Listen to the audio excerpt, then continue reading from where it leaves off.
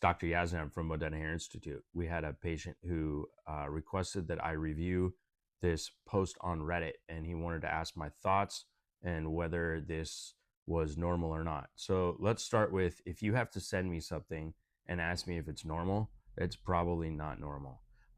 This guy right here, he had an FUE surgery, and you can see that his donor zone looks pretty bad. There's a lot of scabbing, a lot of bleeding, a lot of discharge that's come out of there.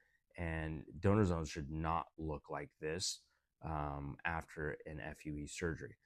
This looks like it's cleaning up a little bit, but if you look through here, you can see already that his donor zone is depleted. There's a lot of scarring through there. I think the punching was done very close to each other. Same thing with the next photo. It shows the right hand side more zoomed in. None of this is normal. Donor zones just shouldn't look like this. They should look a lot cleaner.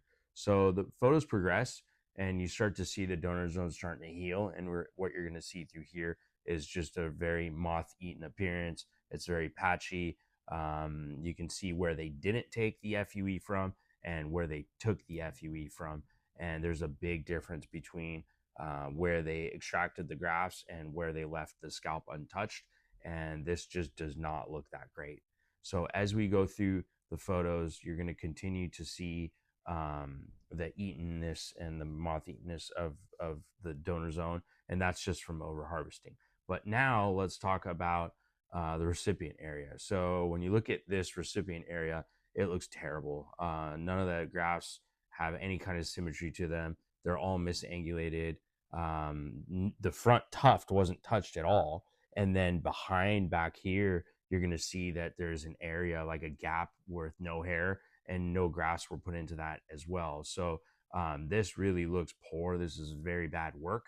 The next photo starts to show it kind of growing in. You see some redness over here in the sides and the back. Of course, this is left untouched, but this patient actually healed a lot better than what I would expect from seeing that after photo of the recipient zone. But again, totally not normal. And then as you go, you can actually start to see cobblestoning through the recipient area. You can see that the skin is not flat anymore. It's not smooth anymore, and it's got like a cobblestoning appearance, and that's really not that great. Then the guy posts some after photos, but really the after photos, the only thing he shows is this front tuft that was never touched with the hair transplant. And this actually looks decent. It looks fine. There's nothing wrong with it. But if you pay attention behind that, where the hair transplant was done, it looks like no hair is grown at all. And luckily, the skin looks to be a little bit better. But I think that this is just a photo. I think if he actually showed us a photo of here, you would see skin changes.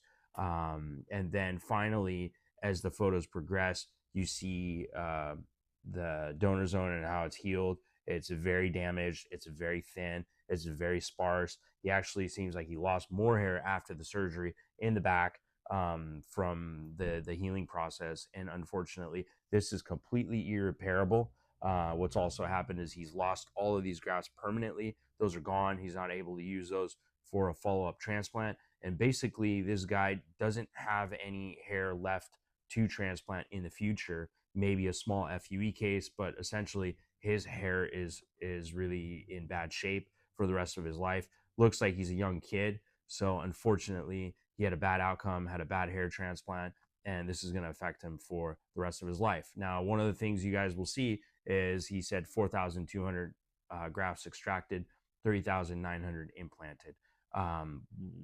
Is that true? Is it not? Maybe. I don't know. But you can see that if that was the case, that is a lot of extractions, a lot of implantations. And when big grafts are quoted like this, large graft numbers are quoted like this, usually the work is on par with what you're seeing here on Reddit. Most of the good hair transplant doctors are not doing cases this big. It's too much tissue trauma to the back of the scalp. It's too much tissue trauma to the recipient zone. And ultimately, you end up having bad outcomes and bad cases. So don't let this happen to you. If you guys are looking to get a hair transplant, reach out to us or any kind of hair transplant surgeon that's reputable. Great organization is the IAHRS, where you can find well-known and good hair doctors. And you guys can always send me your photos. I'm happy to look at them and give you my insight and let you guys know my assessment. Thanks for watching, and we'll come back with another video shortly.